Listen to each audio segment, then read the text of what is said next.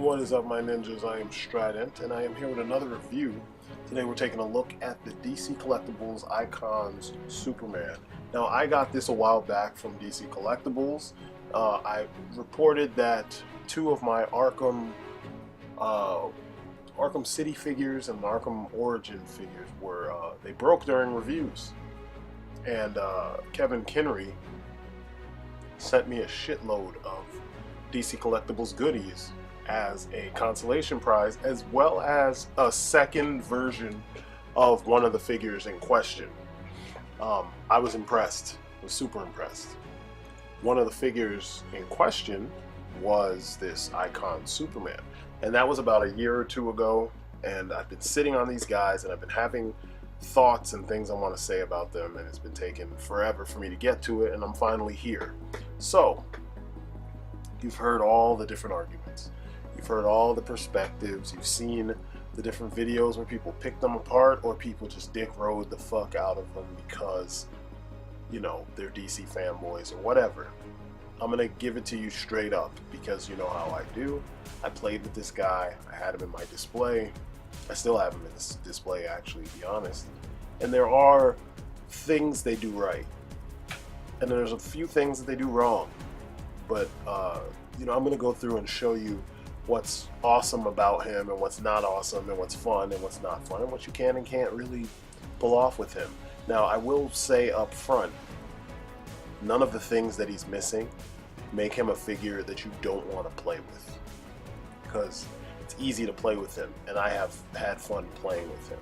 So I'm gonna jump into it, and we're gonna go over what makes the Icon Superman either worth buying or worth ignoring. So here we go.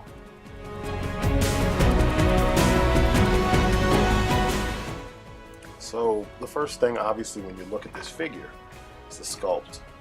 And it's a pretty decent sculpt.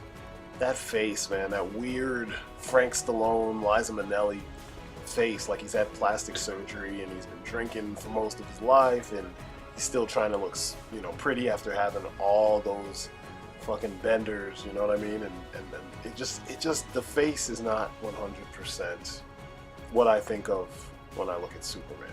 Now, the rest of the figure is classic Superman. I don't have any issues with the rest of the figure as far as, you know, the sculpt work goes. He moves well. It's easy to play with him. He looks good in action.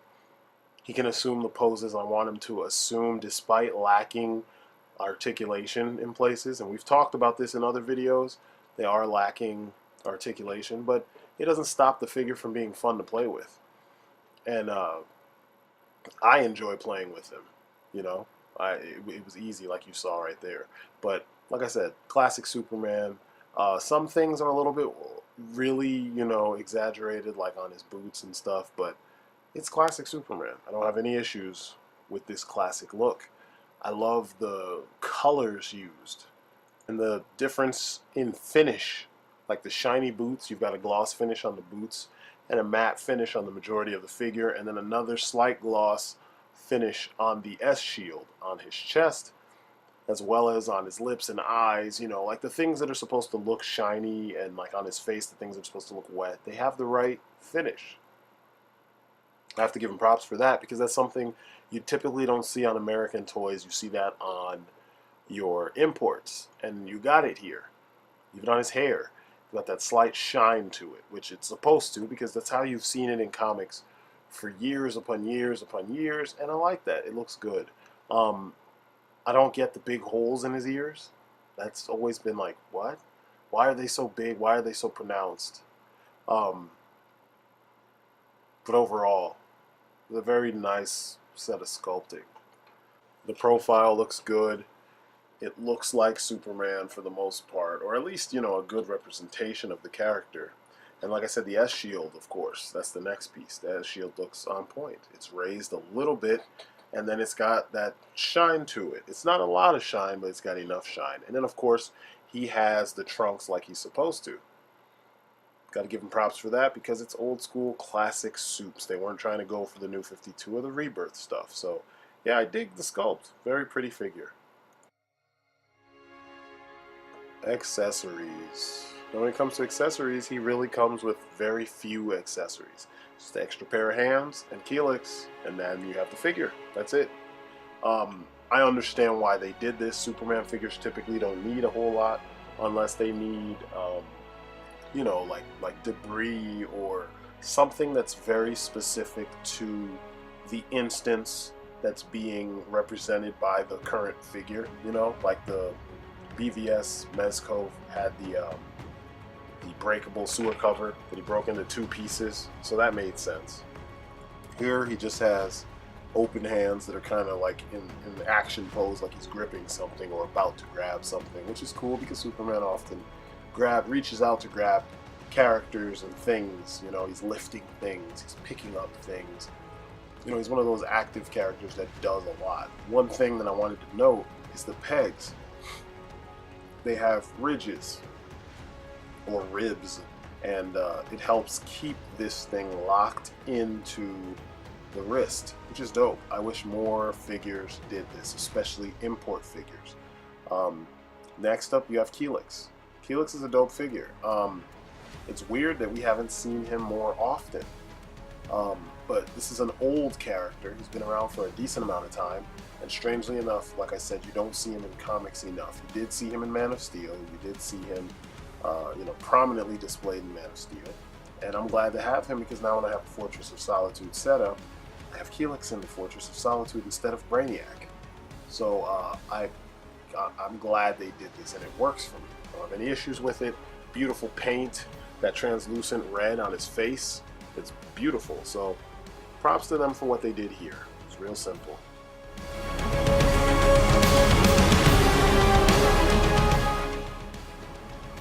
Okay, for the articulation section, head moves freely left to right, no problems. That's it looking up. That's it looking down. You can tilt to the side perfectly. And this is him looking all the way down. Perfect. Arms move up that far. Actually, they move up a little bit farther than that. Double jointed elbows. The bicep stops it a little bit, but you get the 90 degrees. You got a bicep swivel. You got a wrist swivel because the wrists are removable. And then you also have a hinge right there. So he can show you how his super muscles look. Legs do the same thing. You have the, sorry, I'm moving too close to the camera. You have the legs moving up like this. That's about as far up as they go. They don't have the pull down mechanism like some of the other icons do. Double jointed knees, no thigh swivel. Some people said he's supposed to have like a boot swivel. I don't have one. Maybe it's stuck, but it doesn't feel like it's supposed to give. You have ankle pivot, as you can see, which is pretty dope. It goes pretty far, and you can point like so. You can pull the toes back like so. Now in the body, this is the weirdest part. So you have a ab crunch at the bottom. It's like it's upside down, and then you have a diaphragm joint up top, so you can get the leans to the side like so. See that? You can even lean back with that like so, and you can lean forward. Let me make sure I'm doing that right. About this much without the bicep swivel. I mean, without the, Jesus, the diaphragm joint. I'm all over the place. You can tell I'm a little out of it. But then with the ab crunch, you get this much of a bend, which looks pretty good. And then you move back just about that much. So flight poses kind of look good. So if he's flying, you kind of get the right, you know, kinda, coupled with his head, kinda. He doesn't look up far enough, and you don't get a bend far enough back to make this worthwhile. So it's a little weird. But all in all, he has decent articulation. He's a cool, kind of like middle of the road set of articulation for this figure. Some of these, the lack of articulation is what, in my opinion, gives him the kind of status that he has had as not, you know, the Icons is not the greatest line ever.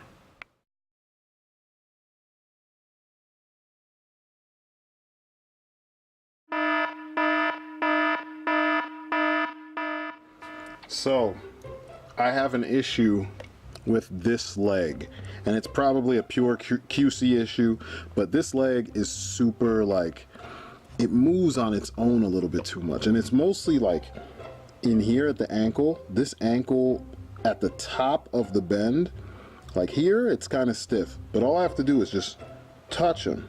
You see that? And he moves forward, whereas that one doesn't move. So together with that, I always have him standing up with one straight leg and one bent leg like that. So it doesn't work the way I would like it to. And then the other issue I have is with the diaphragm joint. I feel like the diaphragm joint coupled with a ab crunch, there's no excuse for why we don't get a deeper, you know, bend. And then I can show you what I'm talking about with Figuarts, because that's what they're imitating. So with, I'll use the Figuarts Cami as an example. You look at her abdominal section, she has the diaphragm joint up here, and then she has the ab crunch right here. So leaning forward, you get all of this. I mean, look at that. Leaning back, you get all of this. Why doesn't Soups have that? So if she was to fly, do you see where I'm going with this? If she could fly, clearly without even tilting the head back very much, she can see where she's going and it looks more natural. With Soups, you do the same thing and you don't really have as much, you know, you can do tricks, of course, but I mean, look at that. You don't really have him looking forward enough, whereas like, look how much she's moving forward, looking forward, you know what I mean? Like, it shouldn't be like that. I mean, granted, you could always show him from like an angle like this and then it looks like he's flying the right way, but it should be like this, where you don't have a problem. Okay, so another point of contention, and it's probably the main point of contention with the Icons line when it comes to articulation, is the lack of a thigh swivel. I mean, how the hell in this day and age do we have a line where we're supposed to be all, you know, it's supposed to be kind of modern, it's supposed to compete with Marvel Legends, and you don't even give them a thigh swivel, so you've cut down on the amount of posability. Sorry about that. The amount of posability that we can get. We can't do anything. They could even have snuck in an anatomically correct thigh swivel up here the way we get on our SH Figuarts and, you know, other lines. So, you know, I can't not point that out. That sucks. There's no excuse for it, and I'm not cool with that. So if I'm gonna go through and give you a list of things that suck, that is gotta be on the list. So those are my issues and nitpicks.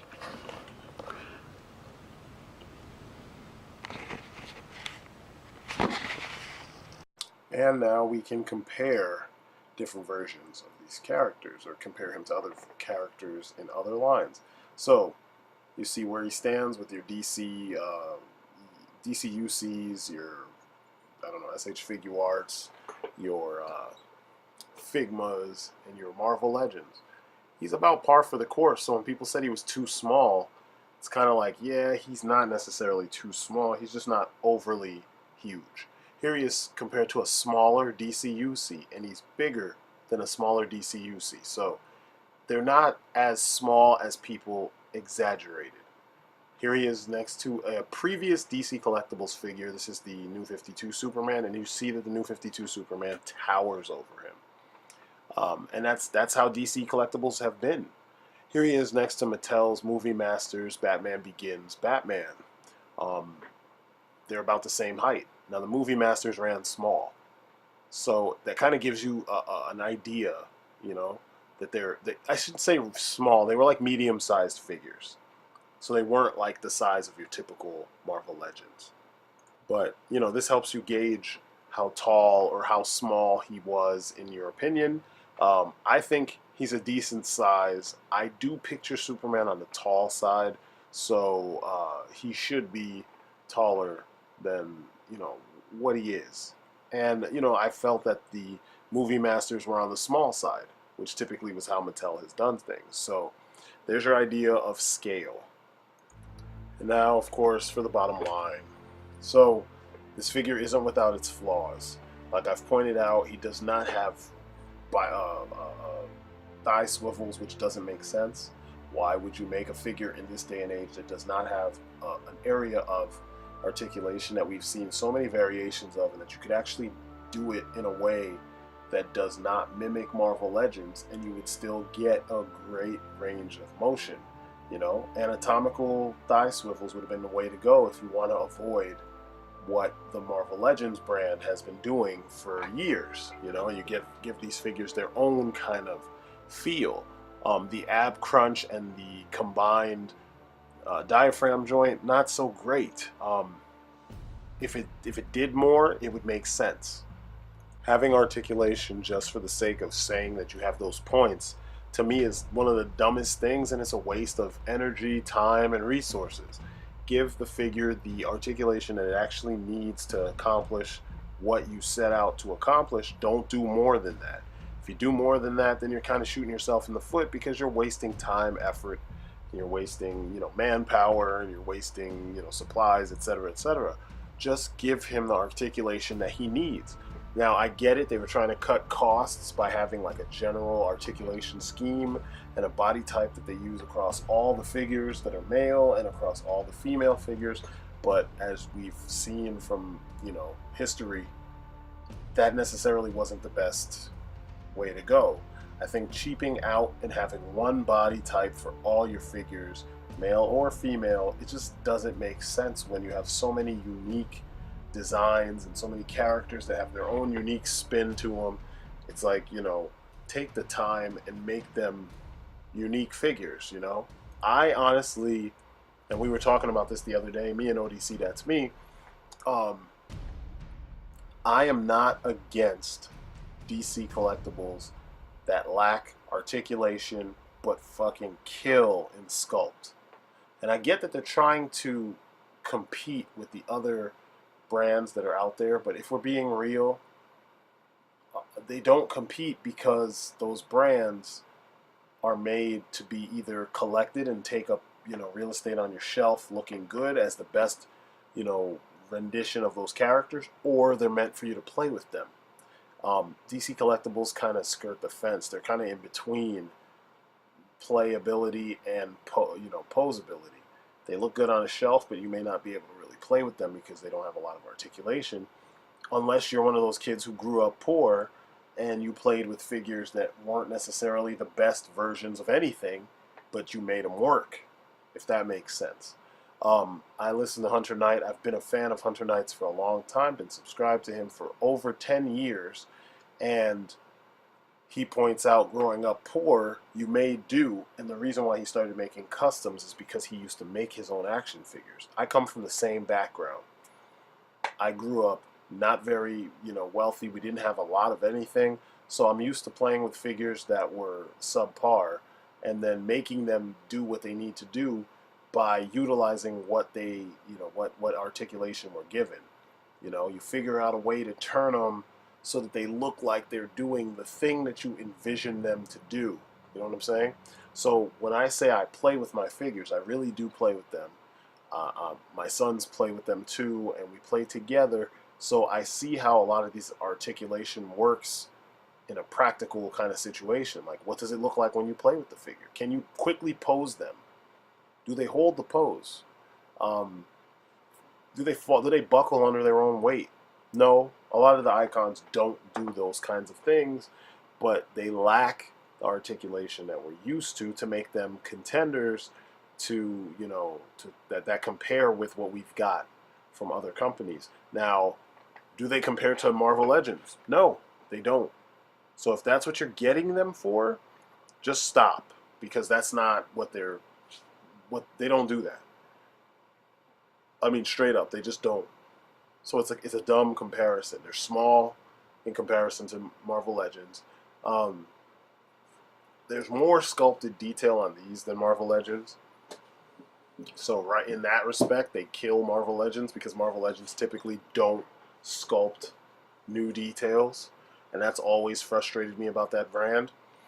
They typically just give you pieces or add-ons to try to give you the impression of sculpted detail, but you get bigger figures with your Marvel Legends, and sometimes bigger is better.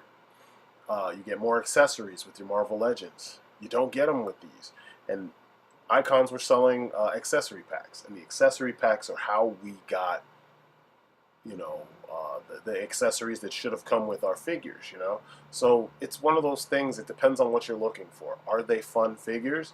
They can be, you know, like the Green Arrow being that classic. It's not even the classic. It's like neo-classic. You know what I mean? With the Robin Hood style. I remember that era in comics. My best friend at the time, we were in like, I don't know, ninth grade or so. And my best friend at the time was so into Green Arrow. I was reading those comics at the same time. And I remember that. That's the look he had in the Justice League fighting game. That was terrible. But, you know, the Icons captured that moment.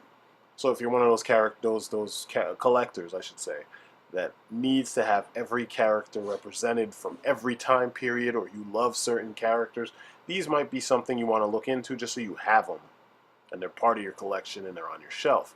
Me, I had been looking into expanding my Superman shelf, and then this was given to me by, you know, the DC Collectibles. So I figured, you know what, you need to have a good representation of Superman, because for years I was a Batman fan only, and my collection was full of Batman figures and not so much Superman figures. But long story short, because I know I gave you all this history and all this other stuff, this figure is worth a buy if you're a Superman fan, and you absolutely have to have every version of the character. If you're not, this is an easy pass. The face is weird. He's missing points of articulation, and some of the articulation that he does have is not really good articulation. And I mean, that's the long and short of it.